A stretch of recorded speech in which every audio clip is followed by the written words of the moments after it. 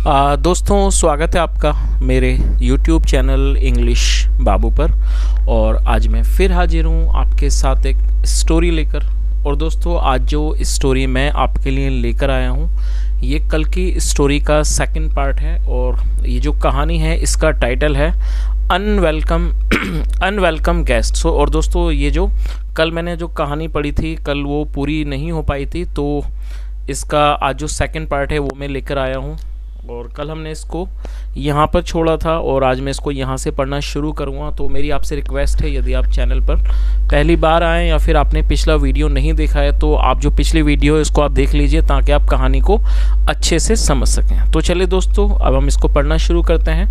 आपसे रिक्वेस्ट है आप इस कहानी को बिल्कुल ध्यान से सुने, यदि कोई नया वर्ड मिले तो उसे नोट करें और यदि कहानी पसंद आए तो लाइक ज़रूर करें। तो चलिए इसको शुरू करते हैं।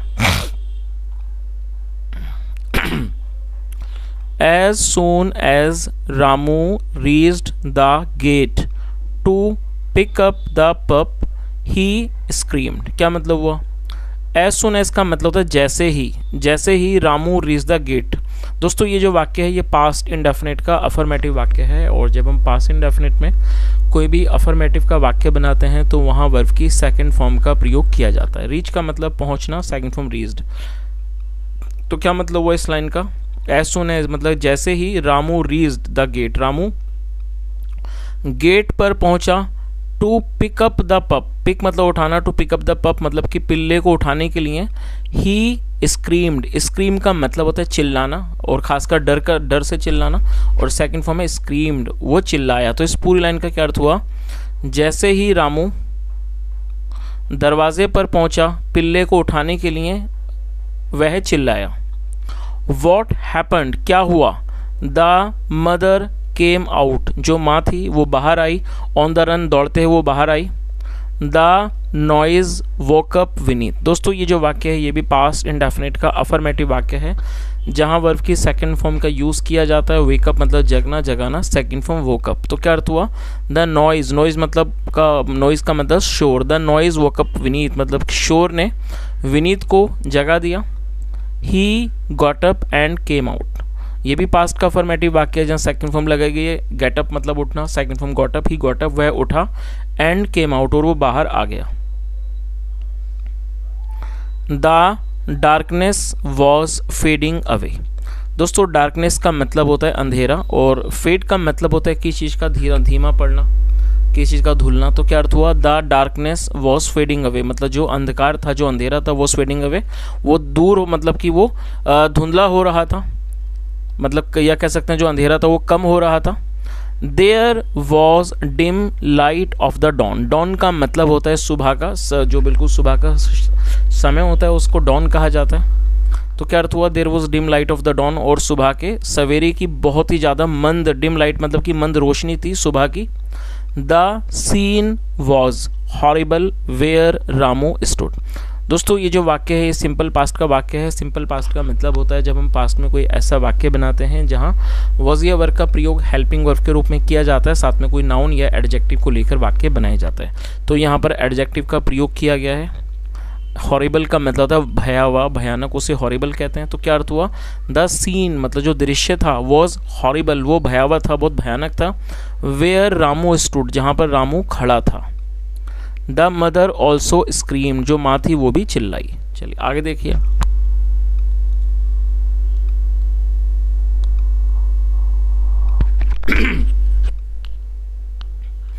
In the center of the gateway there was a big black cobra dead। क्या अर्थ हुआ? In the centre of the gateway मतलब जो गेटवे था, मतलब जो उस आने जाने का जो रास्ता था, दरवाज़ा था। There was a big black cobra dead, वहाँ पर एक मरा हुआ काला सांप था, काला कोबरा था। डेड मतलब मरा हुआ।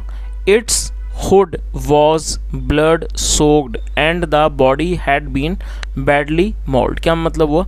Its hood was blood soaked. और दोस्तों, ये भी हमारा सिंपल पास्ट का वाक्य है जहाँ पर वॉज या वॉज का प्रयोग हेल्पिंग वर्ब के रूप में किया गया है। ब्लड सोक्ड का मतलब होता है खून से लथपथ। तो क्या अर्थ हुआ? इट्स हुड, हुड का मतलब होता है फन, और इट्स दोस्तों इट्स का मतलब उसका फन, इट्स फन मतलब कि उसका फन, वॉज ब्लड सोक्ड मतलब जो उसका फन था वो खून से लथपथ था। And the body had been badly mauled. दोस्तों ये जो वाक्य है यहाँ पर हैड बीन के साथ थर्ड फॉर्म का यूज़ किया गया, तो ये पास्ट परफेक्ट का वाक्य है। मोल्ड का मतलब होता है छत विछत कर देना, किसी के साथ मारपीट करना, उसे मोल्ड कहा जाता है। तो क्या अर्थ हुआ, and the body had been badly mauled, और जो उसका शरीर था जो मतलब बुरी तरह से छत विछत कर दी गई थी। और ये पास्ट परफेक्ट का पैसिव वॉइस का वाक्य है जहाँ पर हैड बीन के साथ थर्ड फॉर्म का यूज़ किया जाता है। तो उस पूरी लाइन का क्या अर्थ हुआ कि जो उसका फन था वो ब्लड सोक्ड था, मतलब कि खून से लथपथ था। And the body had been badly mauled, और जो उसका बॉडी थी, जो उसका शरीर था, वो बुरी तरह से छत विछत किया गया था। A little distance away, a little distance away मतलब कि थोड़ी दूरी पर। द पप ले डेड, जो पप था, पिल्ला था, ले डेड वो मरा हुआ पड़ा था। आगे देखिए, while white leather had dried up around its mouth. क्या अर्थ हुआ, लेदर का मतलब झाग, जो वाइट लेदर थे मतलब जो सफ़ेद झाग थे, हैड ड्राइड अप। दोस्तों ये जो वाक्य है यहाँ पर हैड के साथ थर्ड फॉर्म का यूज़ किया गया, तो ये पास्ट परफेक्ट का वाक्य है, आप इसे नोट कर लीजिए। जब हम पास्ट परफेक्ट में कोई वाक्य बनाते हैं वहाँ हैड के साथ थर्ड फॉर्म का यूज़ किया जाता है, जैसे आया था, गया था, लिया था, चुका था। इस तरह के वाक्यों को पास्ट परफेक्ट का वाक्य कहा जाता है जहाँ पास्ट में कोई क्रिया का पूरा होना पाया जाता है। तो क्या अर्थ हुआ, white leather had dried up around its mouth, मतलब उसके मुंह के आसपास जो सफ़ेद झाग थे वो सूख चुके थे। The body had turn blue, और दोस्तों ये भी पास्ट परफेक्ट का वाक्य है जहाँ पर हैड के साथ थर्ड फॉर्म का यूज़ किया गया है। The body had turn blue, और जो बॉडी थी मतलब जो शरीर था वो नीला पड़ चुका था। इट वॉज क्लियर, मतलब ये स्पष्ट था या कह सकते हैं ये साफ था कि that a short while back, मतलब कि थोड़े समय पहले, द पप एंड द कोबरा, मतलब जो पिल्ला और जो कोबरा था, हैड फॉट वो लड़े थे, अ डेडली बैटल, बहुत ही एक घातक लड़ाई, वो मतलब कि एक बहुत ही ज़्यादा खतरनाक घातक लड़ाई वो लड़े थे। तो इस पूरी लाइन का क्या अर्थ निकला कि ये जो बात थी वो स्पष्ट थी कि थोड़े समय पहले जो पिल्ला था और जो कोबरा था वो एक भयंकर या कह सकते हैं एक घातक लड़ाई उन्होंने लड़ी थी। There was blood on the ground as well, और ज़मीन पर भी खून था। चलिए आगे देखिए,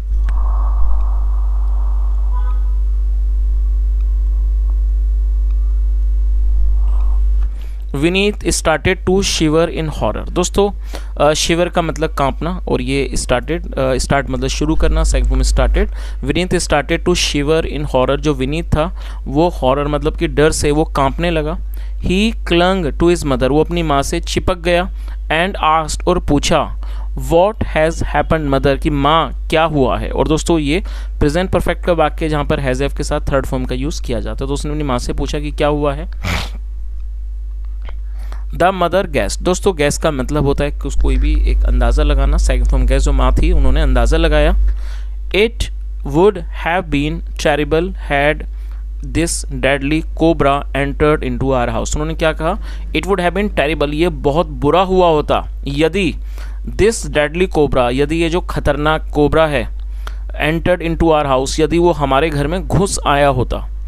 आई थिंक, मुझे लगता है, when it was just entering, मतलब, और दोस्तों ये जो इट है ये सांप के लिए यूज़ किया गया है, और आप इसे नोट कर लीजिए। जब हम किसी भी जानवर के लिए प्रोनाउन का यूज़ करते हैं, सर्वनाम का, तो हमें इट का यूज़ वहाँ पर करना होता है। तो उन्होंने क्या कहा, आई थिंक, मुझे लगता है, when it was just entering, मतलब जब वो प्रवेश कर रहा था आर गेट, हमारे दरवाजे में, योर पप, आपका जो पिल्ला है, स्टार्टेड बार्किंग, वो भौंकने लगा। It angered the cobra, anger का मतलब होता है किसी को गुस्सा दिलाना, क्रोधित करना। इट एंगर्ड द कोबरा, और उसने कोबरा को, सांप को गुस्सा मतलब क्रोधित कर दिया। एंड रेज्ड इट्स हेड, और उसने अपना जो हुड है, इट्स हुड, उसने अपना फन उठा लिया। And hissed in a very dreadful manner, और उसने हिस किया मतलब कि डसा, हिस करना, जो सांप जो अक्सर हिसकार निकालते हैं उसे हिस कहा जाता है, और उसने हिस किया इन ए वेरी ड्रेडफुल मैनर, बहुत ही खतरनाक, बहुत ही घातक तरीके से उसने हिस करा। द अदर डॉग्स, और जो दूसरे डॉग्स हैं, कुत्ते हैं, वेंट इनटू हाइडिंग, वो छुपने के लिए चले गए। गो मतलब जाना, second form went. The other dogs went into hiding, और जो अन्य कुत्ते थे, वेंट इनटू हाइडिंग, वो छुपने के लिए चले गए। Scare to death, scare to death मतलब कि मौत के डर से जो दूसरे कुत्ते थे वो छुपने के लिए चले गए। द कोबरा क्रैप्ड अहेड, दोस्तों क्रैप का मतलब होता है रेंग कर चलना, रेंगना, और सेकंड फॉर्म में crept. The cobra crept ahead, जो कोबरा था, सांप मतलब जो कोबरा सांप था, वो रेंग कर आगे गया। बट लेकिन दैट लिटिल पप, लेकिन वो छोटा पिल्ला, चैलेंज्ड इट, चैलेंज का मतलब चुनौती देना, लेकिन उस छोटे पिल्ले ने उसे चुनौती दी।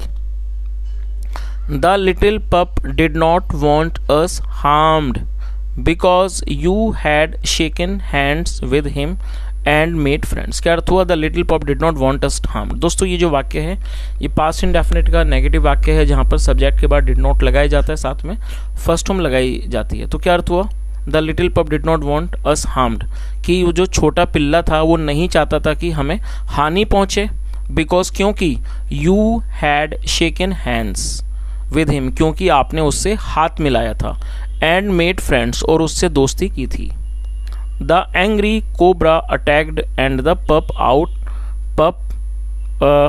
put up a fight। और जो ये जो एंग्री कोबरा था, मतलब जो ये क्रोधित कोबरा सांप था, अटैक्ड, उसने हमला किया, एंड द पप, और जो पप था, पिल्ला था, पुट अप ए फाइट, और उसने एक लड़ाई की।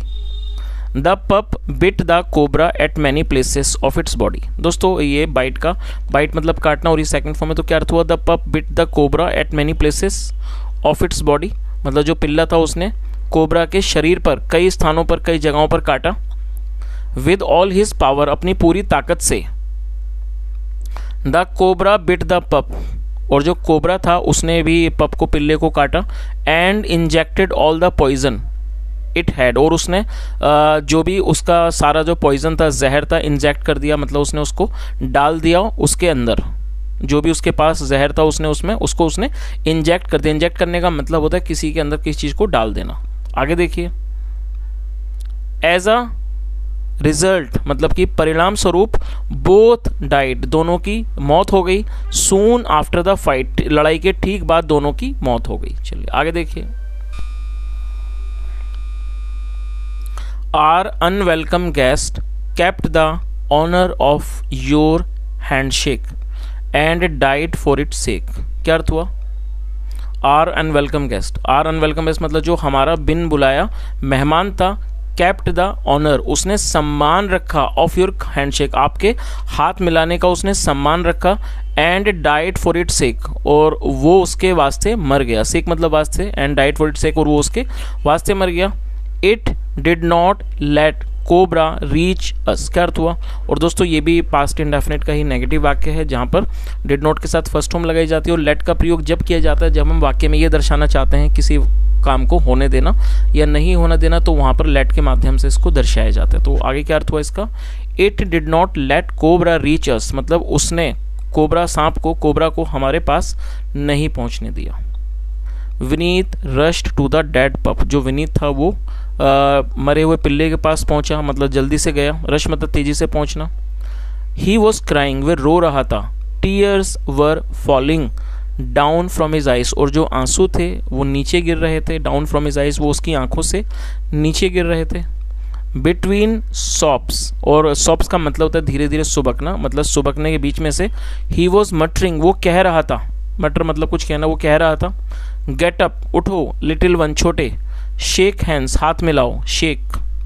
आगे देखिए। द पप ले स्टिल, और ये जो पप था, पिल्ला था, ले स्टिल, वो बिल्कुल निर्जीव। स्टिल का मतलब होता है बिना हिले डुले, स्थिर, वो स्थिर पड़ा था। Vineet looked up and said, Vineet ने ऊपर देखा और कहा। यू सेड, आपने कहा। अनवेलकम गेस्ट मतलब कि अवांछित, या कह सकते हैं बिन बुलाया मेहमान। मम, व्हाट इज अनवेलकम गेस्ट मतलब कि अनवेलकम गेस्ट, या कह सकते हैं कि बिन बुलाया मेहमान कौन होता है। The mother cared his head, और जो माँ थी उन्होंने उसके सर पर हाथ फिराया। एंड सैड, और कहा। One who comes without invitation. दोस्तों ये जो वाक्य है यहाँ हु का यूज़ किया गया है। हु एक रिलेटिव प्रोनाउन है, जब हम किसी का रेफरेंस देते हैं तो हु का यूज़ किया जाता है। और ये जो वाक्य है ये प्रेजेंट इंडेफिनिट का वाक्य है, जहाँ पर यदि सब्जेक्ट सिंगुलर होता है तो फिफ्थ फॉर्म का वहाँ प्रयोग किया जाता है। तो उन्होंने क्या कहा? वन, वो व्यक्ति, हु कम्स, जो आता है, विदाउट इन्विटेशन, जो बिना बुलावे के, बिना निमंत्रण के आता है, इज अनवेलकम गेस्ट, वो बिन बुलाया मेहमान होता है। सन, बेटा। दिस पप हैड कम टू अस, ये जो पप है, पिल्ला है, हैड कम टू अस, वो हमारे पास आया था। ऑन इट्स ऑन, वो अपने आप हमारे पास आया था। बट लेकिन द अनवेलकम गेस्ट, लेकिन जो अनवेलकम मतलब जो बिन बुलाया मेहमान था, प्रूव्ड, उसने साबित कर दिया, प्रूव्ड मतलब वो साबित हुआ, अ ब्लेसिंग फॉर अस, वो हमारे लिए एक तरह से ब्लेस मतलब एक आशीर्वाद की तरह, आशीर्वाद के रूप में वो हमारे लिए वो आशीर्वाद साबित हुआ।